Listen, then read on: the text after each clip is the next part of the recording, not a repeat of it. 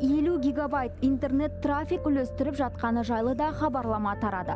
Ол үшін көрсетілген сілтеме арқылы сайтқа өтіп, сауалнама толтыру керек екен. Шын мәнінде бұл алаяқтардың құрған тұзағы. Мұндай фишинг арқылы олар WhatsApp қолданушысының жеке мәліметтерін ұрлайды.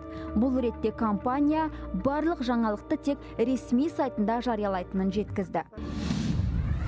Еңбек және халықты әлеуметтік қорғау министрлігінің халыққа онлайн сауалнама жүргізіп, кейіннен 50 мың теңге сыйақы төлейтіні туралы ақпар тарады. Бұл да шындыққа жанаспайды.